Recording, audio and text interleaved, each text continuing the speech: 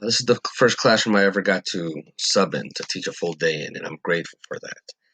It reminds me of why I want to be a teacher. I want to help make the world make sense for those who struggle, who have learning differences or difficulties.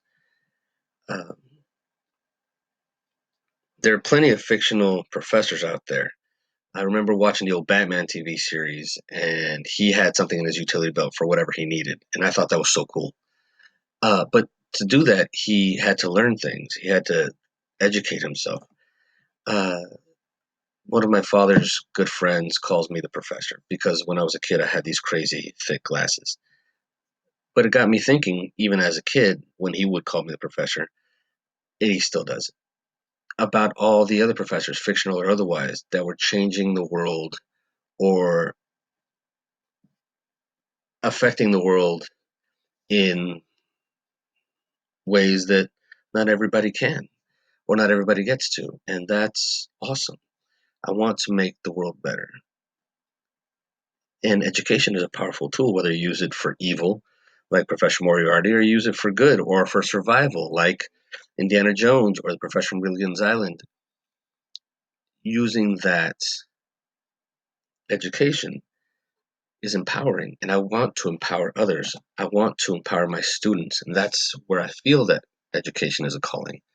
It's where I feel I was actually called or chosen to be an educator. I've prayed a lot about it, and Christ was a teacher, he was a mentor, and I've had the opportunity and the great blessing to be that for many students, even in my short time in classrooms and in schools. Culturally, I'm a believer. My family's believers. We seek to be like God, to emulate his example.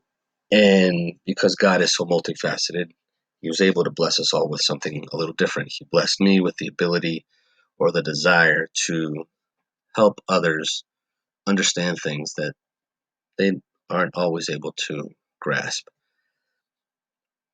Somebody did it for me, and it's important that I continue that educational legacy, that Christian legacy. Uh, my understanding as far as matters of social injustice with education has been huge. We've had presidents, we've had Supreme Court justices, we've had civil rights leaders, we've had religious leaders, we've had youth changing things because of education, through education, with education. Education is the one thing that they cannot take from you. They can take your house, they can take your car, they can take whatever it is, but what you end up with in here, that's yours. Um, that's that one gift, that one blessing that I want to pass on to others so that they can make the change that they see is needed for uh, for the world to battle social injustices. My teaching philosophy is about building bridges, about teaching the whole child, like Pestalozzi, providing a safe space, like Dr. Chris Edmond. I want to get to know my students, like Parker Palmer has us do. It's important that we build bridges for our students from where they are to where they can be successful. And that success is their vision. I am not out to save students. I can't save students. Their version and their idea of success is theirs. It's my job as an educator to get them there, help them figure out how to get there, whether it's a family business, whether it's military, whether it's trade school, whether it's college. If that's that student's version or idea of success, then it is my job and my privilege to push them towards that, to encourage them towards that.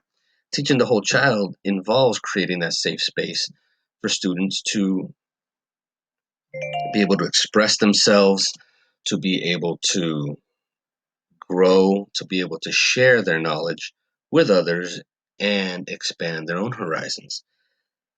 I'm reminded of teaching a man to fish. If you give a man a fish, you feed him for a day. If you teach him to fish, you feed him for life. But without the tools with which to fish, a rod, tackle, bait, you've just given him half of the equation. Education completes that equation, and specifically education of the whole child by providing that safe space, by building that bridge, by helping my students to develop and grow their resourcefulness so that they can fish. As far as classroom management, consistency is huge. I've learned from the discipline office that I spent many years in to being in the classroom to the front office of a school that it is consistency that helps provide that safe space. If a student can count on the consequences and expectations and norms of your classroom, then they can count on you, and that builds that trust, which leads to that safe space. Uh, my personal educational philosophy has been impacted by my own education and by my time as a student, as a kid, and now as an adult. I have ADHD and dyslexia. I don't know if that's apparent in this video, but it is the case. With patience, with trust, with compassion and acceptance, I have been able to find tools and resources to learn and to adapt things or modify things for my own learning differences. I've had teachers and counselors who were very patient with me and in turn taught me to be patient with myself, just as I will need to be patient with myself and with students. Um, that acceptance helps to create those educational strides, those educational bridges of support, of encouragement for students, and to enable them to find their success, to reach their goals. Things have not always been easy, but I have been able to stay motivated and learn that I can be better and I can keep learning and I will never stop learning. I cannot stop learning because I do not know everything, and that is okay. It is okay for me not to know everything, and it is okay for my students to know that because together we are on this educational journey. So I just need to be better. I need to stay motivated. I need to keep learning, and I need to stay classy and impart that in my students. Thank you very much.